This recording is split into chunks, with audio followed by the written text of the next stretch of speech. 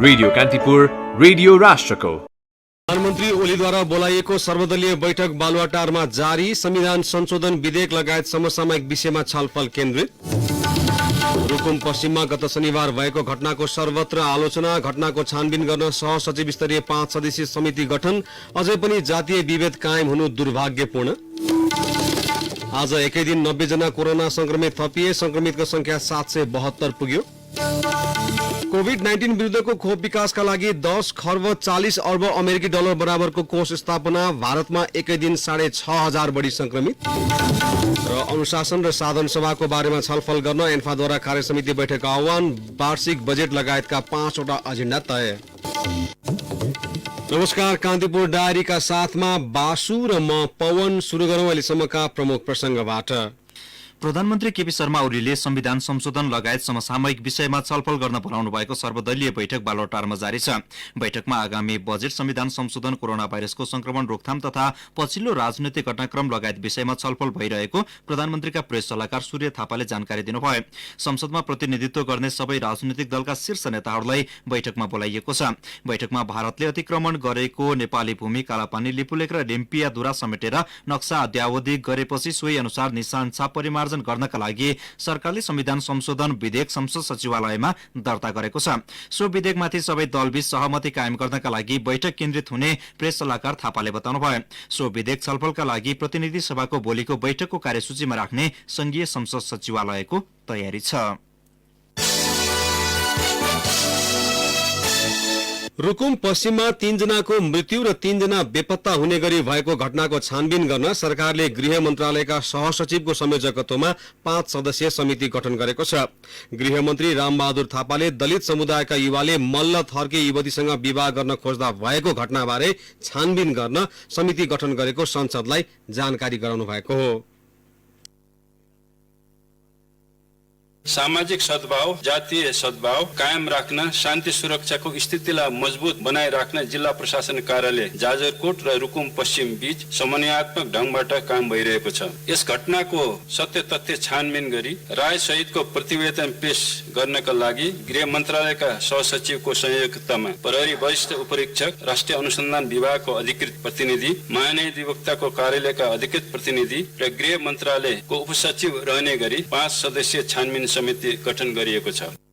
प्रतिनिधि सभामा विशेष समय लिएर तथा राष्ट्रिय सभाको शून्य समयमा सांसदले सो घटनाका बारेमा सरकारको धारणा मागेपछि गृहमन्त्री थापाले जाजरकोटका 19 जनाको समूह केटी भगाउन रुकुम पश्चिम गएको र त्यसै क्रममा केटी पक्षकाले आक्रमण गरेको जानकारी गराउनुभयो।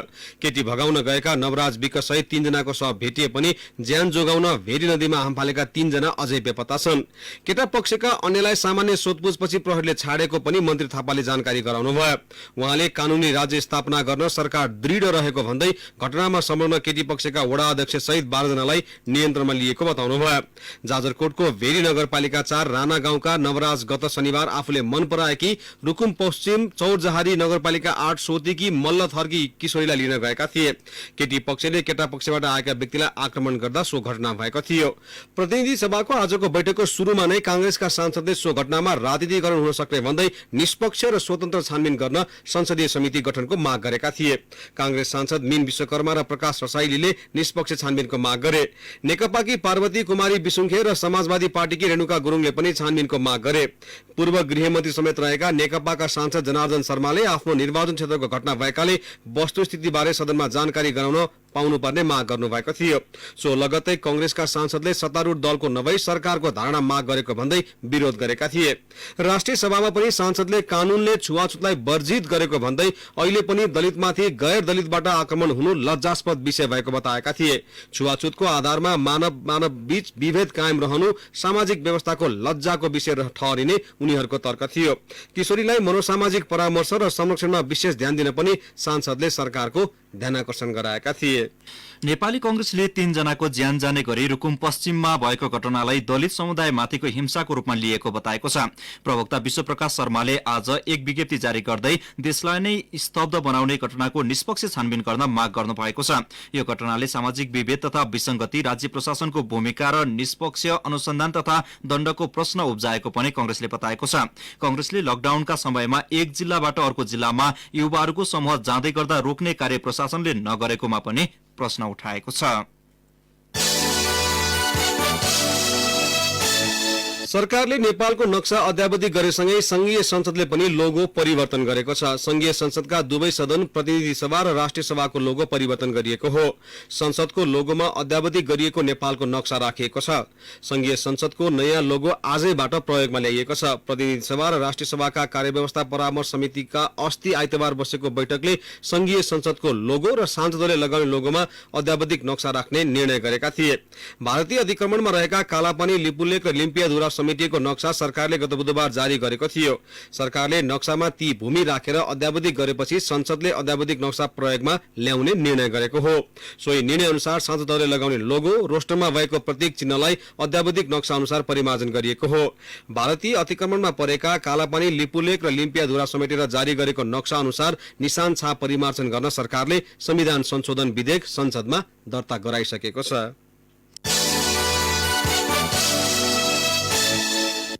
नेपालमा कोरोना भाइरसबाट संक्रमित हुनेको संख्या 772 पुगेको छ। नियमित पत्रकार सम्मेलनमा स्वास्थ्य तथा जनसंख्या मन्त्रालयका प्रवक्ता डाक्टर विकास देवकोटाले आज मात्र विभिन्न जिल्लाका थप 90 जनामा संक्रमण देखिएको जानकारी दिनुभयो। जिल्ला चाहिँ 46 पुगेको छ। कुल संक्रमित संख्या 772 र पछिल्लो संक्रमण थप भएको 90। संक्रमितहरूको संख्या दिन प्रतिदिन बढिरहेको अवस्थामा पहिचान गर्ने संक्रमितहरूको सही ठेगाना र उहाँहरू रहनु भएको ठाउँहरू हामीले निक्रियोल गर्नुपर्ने हुन्छ। त्यसपछि मात्र हामीले केस इन्भेस्टिगेसन र कन्ट्याक्ट ट्रेसिङको कार्य गर्न सफल हुन्छौं। काठमाडौँ स्थित राष्ट्रिय जनस्वास्थ्यको प्रयोगशालामा गरिएको परीक्षणमा 35, बेरी अस्पतालमा 1, रूपन्देहीको प्रादेशिक प्रयोगशालामा 7, सेती प्रयोगशालामा 2, पोखराको प्रयोगशालामा 2, सुर्खेत प्रादेशिक अस्पतालमा 12, नेपालगञ्जमा 7 तथा दाङमा गरिएको परीक्षणमा 24 जनामा संक्रमण पुष्टि भएको प्रवक्ता देवकोटाको भनाइ छ। प्रदेश 1 को 7 वटा जिल्लामा 86, प्रदेश 2 को 8 वटै जिल्लामा 268, बागमती प्रदेशको 11 वटा जिल्लामा 38, गण्डकी प्रदेशको 4 वटा जिल्लामा 7, प्रदेश 5 को 8 वटा जिल्लामा 331, कर्णाली प्रदेशको 3 वटा जिल्लामा 25 र सुदूरपश्चिम प्रदेशको 5 वटा जिल्लामा 17 जनालाई संक्रमण पुष्टि भएको छ, जसमध्ये 155 जना पूर्ण रूपमा संक्रमण मुक्त भई आइसोलेसनबाट घर फर्किएका छन्। हालसम्म 4 जनाले संक्रमणकै कारण ज्यान गुमाएका छन्। यसैबीच स्वास्थ्य मन्त्रालयले कोरोना भाइरसको सम्भावित संक्रमणबाट बच्नका लागि भन्दै चिकित्सक तथा सहयोगीहरूलाई एक साताको अन्तरमा काममा लगाउन सम्पूर्ण अस्पताललाई निर्देशन दिएको छ। मन्त्रालयको आकस्मिक स्वास्थ्य व्यवस्थापन केन्द्रका प्रमुख एवं सहप्रवक्ता समीर कुमार अधिकारीले विज्ञप्ति जारी गर्दै सो निर्देशन दिनुभएको हो। पछिल्लो समय केही स्वास्थ्य कर्मीहरू कोरोना भाइरसबाट संक्रमित भएपछि मन्त्रालयले सुरक्षा संवेदनशीलता अपनाउन सो परिपत्र जारी गरेको हो। प्रधानमन्त्री केपी शर्मा ओलीले लकडाउनको 63औं दिन हिजो देशवासीका नाममा गरेको सम्बोधनले जनतामा आशाको सञ्चार गर्न सकेन।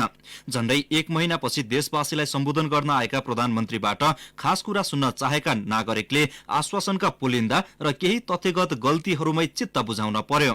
कोरोनाबाट निधन भएका व्यक्तिको संख्या, परीक्षण ल्याबको संख्या, कोरोनाबाट रुगाखोकी भन्दा पनि कम मानिसको मृत्यु हुने लगायतका अपुष्ट दाबीले प्रधानमन्त्रीको सम्बोधनलाई हलुङ्गो बनाइदियो।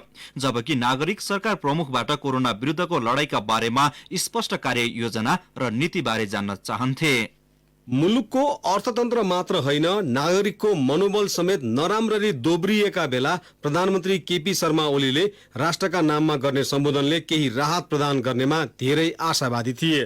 तर लकडाउनको 63औं दिनमा सम्बोधन गर्दा समेत ठोस कार्ययोजना र स्पष्ट शब्दमा जनभावनाको कदर नगरेपछि प्रधानमन्त्रीको सम्बोधनका लागि मात्रै भएको प्रतीत हुन पुग्यो। सार्वजनिक जीवनका सबै क्षेत्रहरू बन्दाबन्दीले आक्रान्त हुँदा अभिभावकको मुख ताकेर बसेका नागरिकहरू त्यति बेला मर्माहत भए जति बेला प्रधानमन्त्रीले निरोगी नेपाल निर्माणका लागि आहार व्यवहार, सरसफाई र आराम सहितका 5 सूत्र सार्वजनिक गरे। प्रधानमन्त्रीको सम्बोधनमा मनोबल उच्च राखेर व्याधि विरुद्धको लडाईँमा बलियोसँग उपस्थित हुन भनिए पनि त्यो मनोबल बढाउनका लागि आवश्यक पर्ने स्पष्ट नीति र कार्यक्रमको खाका भने प्रस्तुत गरिएन।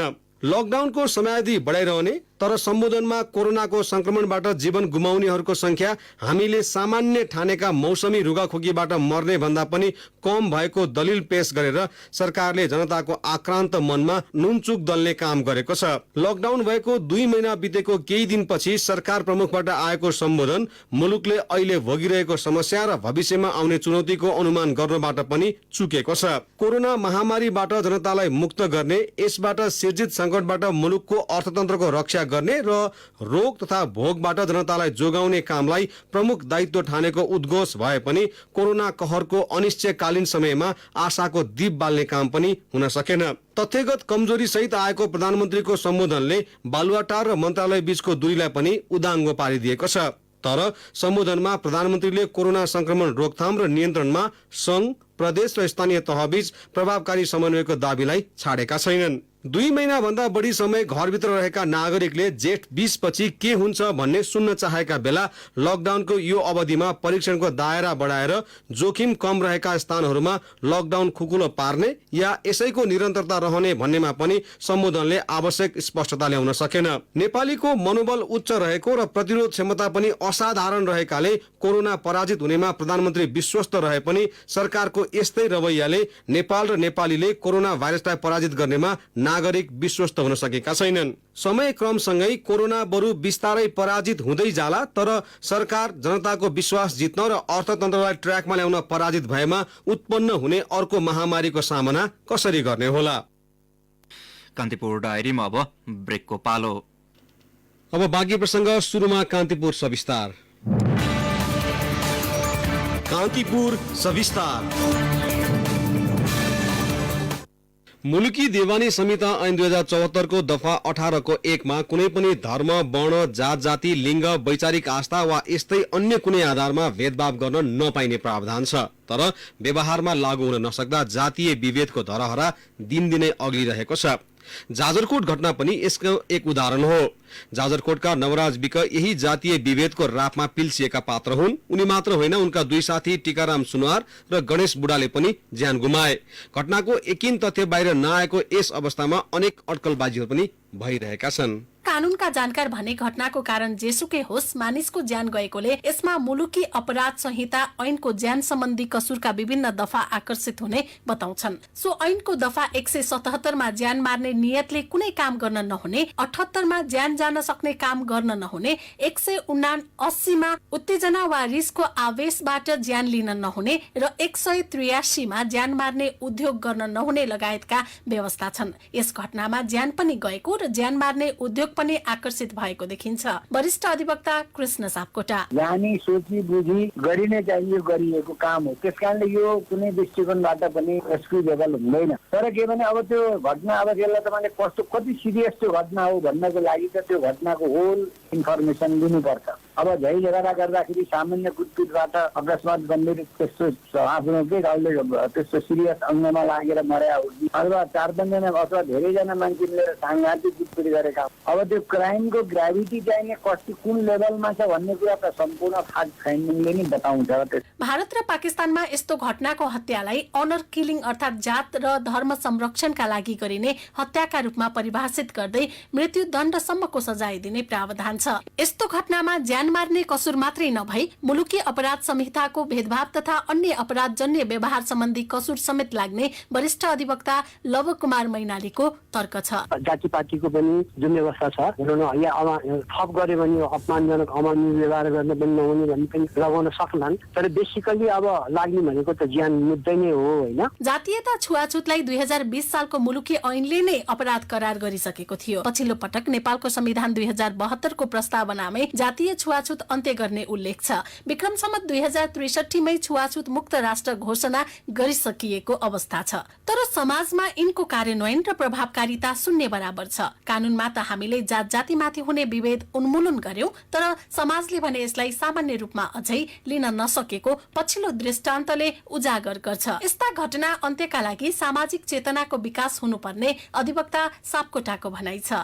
अब यो अनर किलिङ, जातिपातीको तल्लो जातमा विवाह गरे भनेर गरिने मतलब कुटकुटहरू, मारपिटहरू भनेको के हो भने हामीले कानुन त बनायौँ तर त्यसलाई सोसाइटीले त्यो कानुनलाई स्वीकार गर्न सकेको छैन, त्यसलाई फलो अप गर्न सकेका छैन। त्यसको पछाडि हाम्रो जनचेतना जुन छ, सामाजिक स्तर, हाम्रो सभ्यता, हाम्रो संस्कृति, हाम्रो शिक्षा दीक्षा, समाज चाहिने के छ भने त्यो कानुनलाई या त्यो हामीले जातीय उन्मूलन गर्यौँ, जातिपाती सबै समान छौँ भने पनि यो घटनाले के देखाउँछ भने हामीले त्यो कानुनलाई समाजले मतलब त्यसलाई एक्सेप्ट गरिराखेको छैन।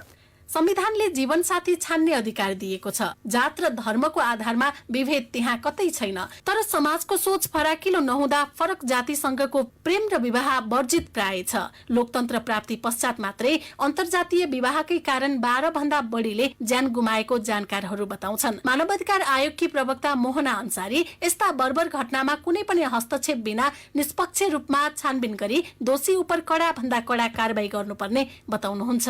विशुद्ध आपराधिक घटना हो र यसलाई अहिले जुन किसिमको रङ दिन खोजिए पनि यो गलत हुन्छ र यसको विशुद्ध रूपमा अनुसन्धान गरेर कानुन बमोजिम जो व्यक्ति यसमा दोषी छन् तिनीहरूलाई कारबाहीको दायरामा ल्याउनु पर्छ र पीडित परिवारको संरक्षण गरिनुपर्छ। बाँकी कुराहरू त्यहाँ तथ्यहरू के छन् ती कुराहरूलाई पनि बिस्तारै केलाउँदै अगाडि बढ्नुपर्छ र सबैभन्दा मूल कुरो के छ भन्दाखेरि मानव भएर बाँच्नको लागि अब सिकाउनु पर्ने बेला भएको छ। स्थानीय सरकार पनि दलित र गैर दलित बीचमा जुन गरिने व्यवहार त्यसलाई तत्काल रोक्नलाई कदम चाल्नु। यो घटनामा सिङ्गो गाउँ नै उर्लिएको छ। वडा अध्यक्ष सहित 12 जना छानबिनको दायरामा समेत आएका छन्।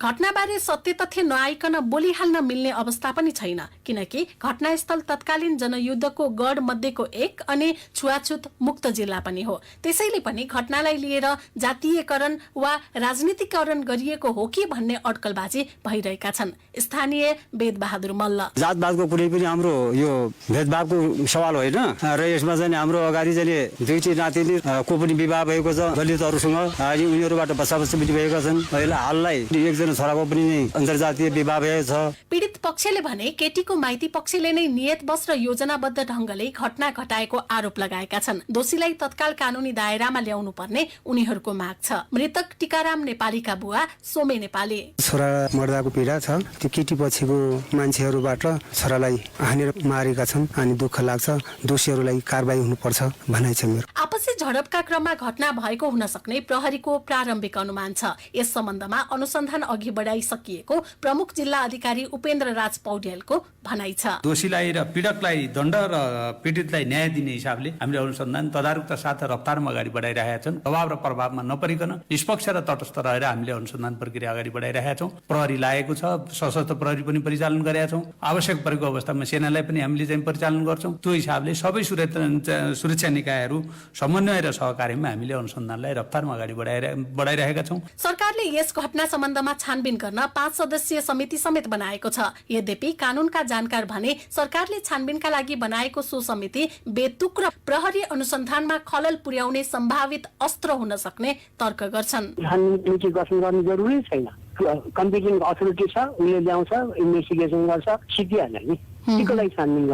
अन्तर्जातीय प्रेमकै कारण मृत्युवरण गरेका काभ्रेका अजित मिजारको शव आज पनि शिक्षण अस्पतालमा न्यायको खोजीमा छ। गैर दलित युवतीसँग प्रेम सम्बन्धकै कारण ज्यान गुमाएका दैलेखका सन्त परियारदेखि सप्तरीका शिवशंकर दास, महोत्तरीका कृष्ण बहादुर पासवानको मृत्युले जातीयताका कारण उब्जिएको अत्याचारको श्रृङ्खला उदाङ्गो पार्छ। वनका धारिला काँडाले घोचेकालाई मात्र वास्तविक पीडाको बोध हुन्छ। यद्यपि उपल्लो र तल्लो जातको नाममा प्रचलित कुसंस्कारलाई निमिट्यान्न पार्न सायद अझै एकाध दशक कुर्नै पर्ला, तर भोग्नेहरूको मनमा गाडिएका खिल निकाल्ने व्यग्रता बढ्दो छ। रेडियो कान्तिपुरका लागि इन्द्रलक्ष्मी घिमिरे, काठमाडौँ। कान्तिपुर सविस्तार।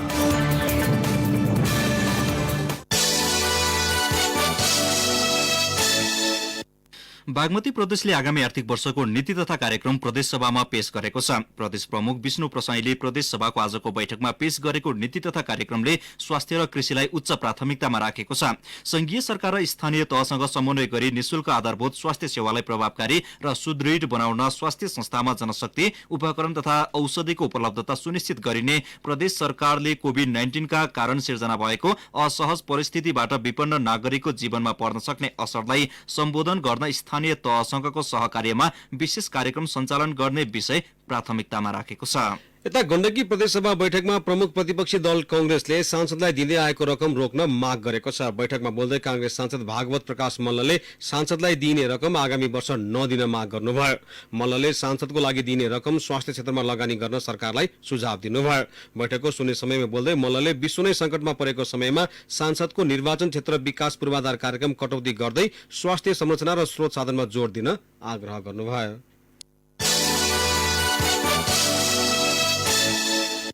कञ्चनपुरको पश्चिमी नाका गड्डा चौकीबाट आज करिब 700 जना नेपाली स्वदेश भित्रिएका छन्। भारतका विभिन्न क्षेत्रबाट आएका उनीहरूको नाकामै सबै विवरण संकलन गर्नुका साथै स्वास्थ्य परीक्षण गरेर भित्राइएको हो। गड्डा चौकी नाकाबाट हिजोदेखि नेपालीहरूलाई भित्र्याउन शुरू गरिएको हो। दोस्रो दिन आज बिहानैदेखि विभिन्न क्षेत्रबाट पैदल र सवारी साधनमा आएका उनीहरूलाई पालै पालो भित्र्याएर सम्बन्धित जिल्लातर्फ पठाइएको छ। सशस्त्र प्रहरीको जलारी स्थित 35 नम्बर गणका एसपी वीर सिंह साहुका अनुसार आज गड्डा चौकी नाकाबाट 695 जना भित्रिएका छन्। यस्तै सोही नाकाबाट 150 जना भारतीय नागरिक पनि स्वदेश फर्किएका छन्। यता सिन्धुलीमा हावाहुरीले भवनको छाना उडाएपछि गोलन्जोर गाउँपालिका 3 ग्वाल्टारको क्वारेन्टिनमा बस्नेहरूको बिचल्ली भएको छ। भारतमा रोजगारी गुमाएर घर फर्किएका 5 जनालाई उक्त आपतकालीन भवनको क्वारेन्टिनमा राखिएको थियो। गाउँपालिकाका दौलत कार्कीका अनुसार 4 दिन अघि भारतको उत्तराखण्डबाट घर फर्किएकालाई राखिएको क्वारेन्टिन भवनको छाना उडाएपछि नजिकको विद्यालय वा अन्य भवनमा सार्ने तयारी भइरहेको छ। वीरगंजको सीमावर्ती भारतीय शहर रक्सौलमा स्वदेश फर्कन चाहेका 450 नेपालीहरू अलपत्र परेका छन्। रोजगारीका लागि भारत गएका उनीहरू झण्डै 2 महिनादेखि रक्सौलका विभिन्न क्वारेन्टाइनमा बसेका छन्। हिजो पनि थप 50 नेपाली थपिएका छन्। गत साता भारतमा रेलवे सेवा सुचारू भएपछि उनीहरू भारतका विभिन्न शहर हुँदै रक्सौलसम्म आइपुगेका थिए। गाउँपालिका अध्यक्षमा नै कोभिड-19 संक्रमण देखिएपछि गुल्मीका सबै स्थानीय तहका प्रमुख र तिनका सवारी चालक होम क्वारेन्टिनमा बसेका छन्। जिल्लास्थित राजनीतिक दलका प्रमुख पनि होम क्वारेन्टिनमै छन्। प्रदेश प्रयोगशाला भैरवामा हिजो भएको परीक्षणमा धुरकोट गाउँपालिकाका अध्यक्षलाई कोरोना पोजिटिभ देखिएको थियो। उनी सहित गुल्मीका 10 वटा स्थानीय तहका प्रमुख र 2 वटा स्थानीय तहका उपप्रमुखहरू आइतबार समन्वय समितिले आह्वान गरेको बैठकमा सहभागी भएका थिए। सप्तरीको कञ्चनरोप नगरपालिका 11 मा कोरोना संक्रमणको शंकामा होम आइसोलेसनमा राखिएकी एक गर्भवतीको मृत्यु भएको छ। 24 वर्षीय गर्भवतीलाई गैराती अत्यधिक ज्वरो आएको र श्वास प्रश्वासमा समस्या आएपछि आज बिहान 6:30 बजे उनको मृत्यु भएको जिल्ला स्वास्थ्य कार्यालय सप्तरीका प्रमुख दुनियालाल यादवले जानकारी दिनुभयो। 10 दिन अगाडि पनि ती महिलालाई ज्वरो आएको थियो। कान्तिपुर डायरीमा अब ताप्लेजुङ डायरीको पालो। ताप्लेजुङ डायरीबाट आनन्द गौतमको नमस्कार। कोरोना संक्रमण नियन्त्रणका लागि मुलुक लकडाउन हुँदा अधिकांश उद्योग धन्दा प्रभावित भएका छन्। तर ताप्लेजुङको मध्यतमोर जलविद्युत आयोजना भने नियमित सञ्चालनमा छ। 73 मेगावाटको यो आयोजनामा सुरुङ निर्माण र सुरुङ बाहिरको गरी 56% काम पूरा भएको आयोजना प्रमुख मणि पोखरेल बताउनुहुन्छ। निर्माणको जिम्मा चिनिया कम्पनीले लिएको छ। अर्को वर्ष सम्पन्न हुने आयोजना सानीमा हाइड्रो इनर्जीले निर्माण गरिरहेको हो। ताप्लेजुङमा रहेको 8586 मिटर उचाइको विश्वको तेस्रो अग्लो हिम शिखर कञ्चनजङ्घामा मानव पाइला परेको 65 वर्ष पुगेको छ। 1955 मे 25 तारिकको बिहान 2:45 बजे बेलायती नागरिक जर्ज बेन र जोई ब्राउन लगायतको टोली चुचुरोमा पुगेका थिए। पहिलो कञ्चनजङ्घा आरोही दुवैको निधन भइसकेको छ। ताप्लेजुङका स्थानीय तह आगामी आर्थिक वर्षका लागि बजेट बनाउन थालेका छन्। संघको बजेट आउनै लाग्दा र प्रदेशको तयारी भइरहँदा स्थानीय तहको पनि छलफल सुरु भएको नगर तथा गाउँपालिकाले जनाएका छन्। कोरोना संक्रमणको त्रास कायमै रहेकाले यो पटकको बजेटको प्राथमिकता स्वास्थ्य क्षेत्र हुने आठै त्रिवेणी गाउँपालिकाका अध्यक्ष विश्वनाथ सिटौला बताउनुहुन्छ। आगलागी र हुरीका कारण ताप्लेजुङको खेलकुदमा यो वर्ष क्षति भएको छ। हावाहुरीले जिल्ला खेलकुद विकास समितिको छाना उडाएर भवन जलमग्न हुँदा 7 लाखको क्षति भएको छ भने आगलागीले जिल्ला फुटबल संघको भाडाको घर जल्दा 12 लाखको क्षति भएको छ। अवस्था ताप्लेजुङ डायरी आजलाई यति नै। आनन्द गौतम बिदा माग्छु। नमस्ते। आनन्द गौतमको ताप्लेजुङ डायरी पछि कान्तिपुर डायरीमा पुनः ब्रेकको पालो। ब्रेकपछि कान्तिपुर डायरीमा अब आर्थिक प्रसंग। वीरगंजको मुख्य नाका भएर 2 महिनाको अवधिमा एलपी ग्यासका 2063 बुलेट भित्रिएका छन्।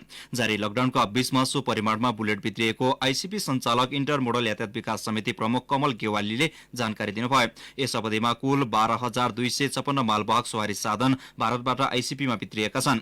त्यसमध्ये 2063 LP gas bullet, 252 petrol tanker र 2 डिजल ट्याङ्कर भित्रिएका छन्। इन्धन बाहेक बढी आयात भएका अन्य वस्तुहरूमा खाद्यान्न, सिमेन्ट क्लिङ्कर, विद्युतीय उपकरण, मेसिनरी पार्ट्स रहेको कार्यालयले जानकारी दिएको छ।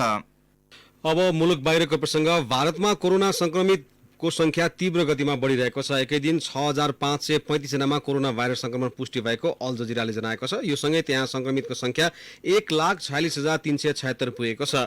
महाराष्ट्रको आर्थिक केन्द्र मुम्बई र प्रधानमन्त्री नरेन्द्र मोदीको गृहस्थान गुजरातमा संक्रमित पुष्टि भएकाहरूको संख्या अन्य स्थानका तुलनामा धेरै छ। यो सँगै विश्वमा संक्रमितको संख्या 56,11,931 पुगेको छ।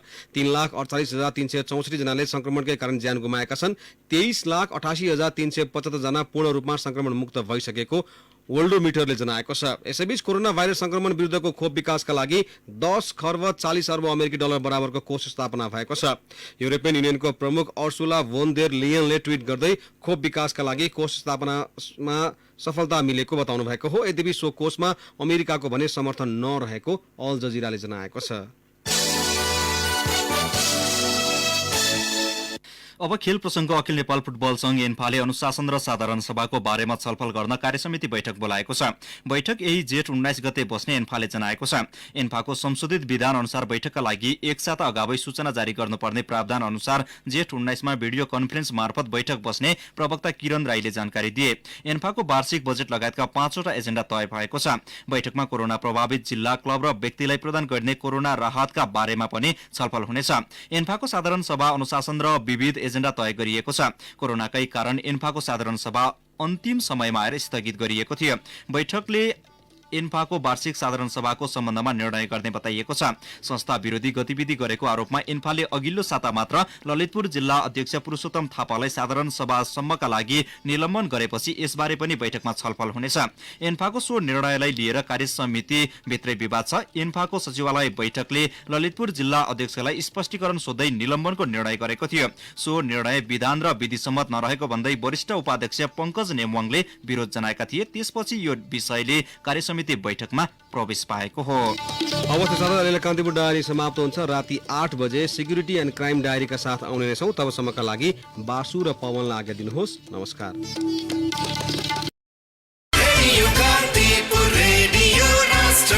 सूचना र मनोरञ्जनको संवाहक रेडियो राष्ट्रको रेडियो कान्तिपुर।